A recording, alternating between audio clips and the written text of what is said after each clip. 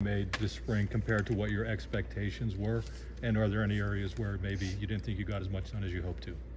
Yeah, I think right about where I thought. You're asking me after a good practice. I thought we had a good practice today on both sides, competitive, energy. I thought that was good. I think we're about where I thought we would be. We had a big question mark with the specialists. Feel good about the long snapper, feel good about the punting competition, feel good about the field goal competition. So that's been good. I think there's still some question marks in terms of depth at D tackle that we got to get resolved there. And then I still think there's still a question mark at wideout. Who's going to be the third wideout? That's still a pretty open competition with a number of guys competing for the job, and then some talent still coming in. Some of those guys that are competing for that number 3 spot. What's that? Who are some of those guys that are competing? The rest of the wideouts. Oh, the rest of them. Okay. Is there anyone that has stood out as of late to you? Yeah, Keandre and Trey. Coach, the Big Ten is has named a new commissioner. I'm just curious what kind of relationship coaches have with the commissioner's office and the commissioner.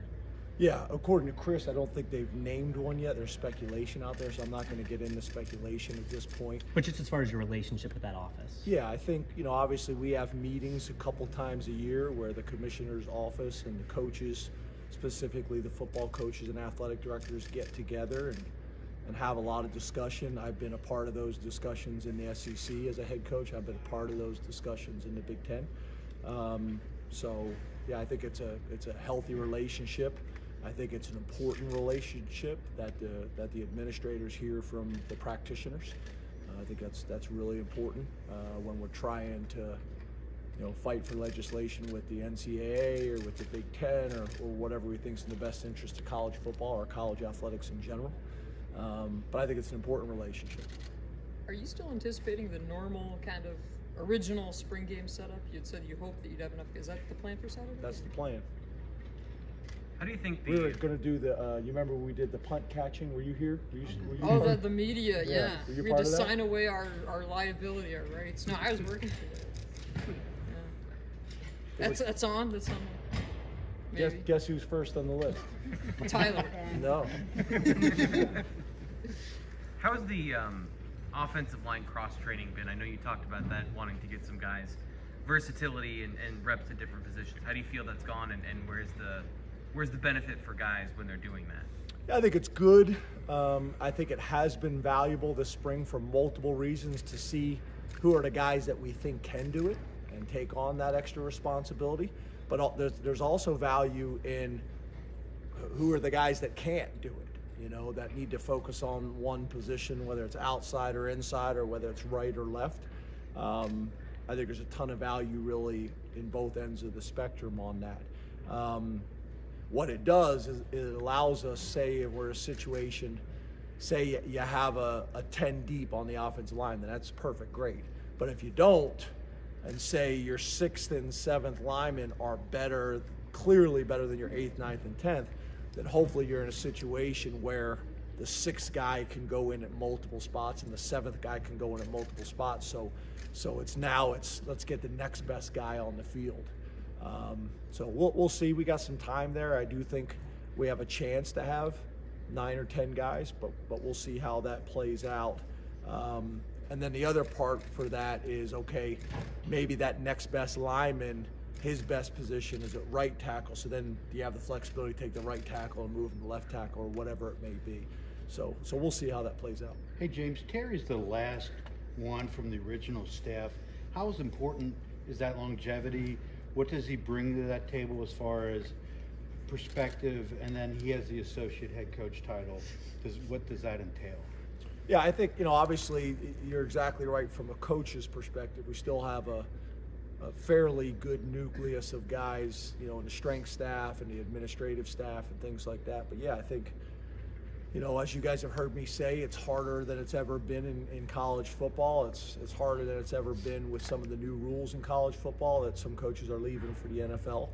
You see it all over the country. I know a lot of times we just focus on Penn State, but it's happening everywhere. So when you get a guy like Terry, that you can get on staff, and he's been highly productive. He's got great perspective, not only to the game of football, but specifically Penn State, from a historical perspective, as well as what we've done in the last 10 years. There's a ton of value in that.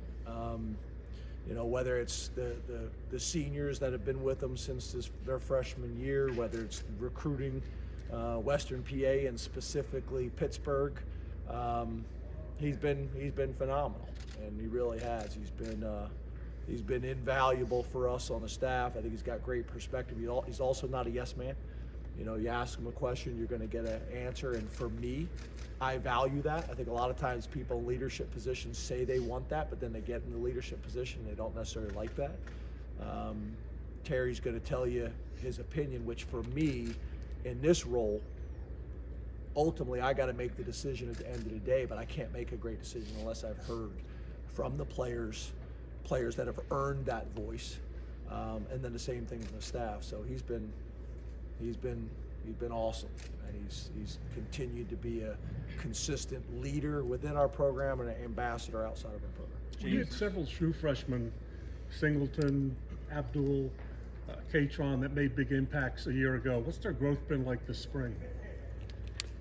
Yeah, obviously, you guys know as well as I do, those guys had huge years. So what you're trying to do is do everything you possibly can that they can take a step from year one.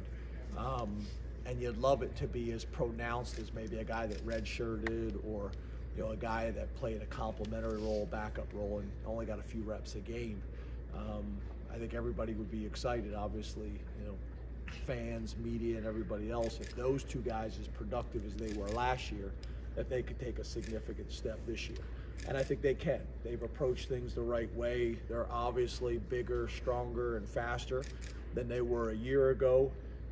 Not only are they faster out here running 40s, but they're faster in terms of understanding the playbook, understanding college defenses and schemes, so they won't be thinking as much this year. They've been in the same system now for 2 years, so I think there'll be value coming from that.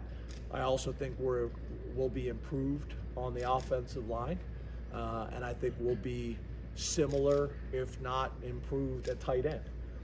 So I think those things I think will help us. The other thing is wide receiver. That's why that third wide receiver is important, because if we have people on the outside that people are scared of, obviously it changes how you defend us. There's a pretty public, I would say, ongoing dialogue about what kind of athletic department Penn State wants to be on the facilities and NIL front. What are the ramifications of not staying up to pace with what you want to be? And is there a point where too much water has gone under the bridge to really ever catch up? Great question. I don't think it really should be a discussion.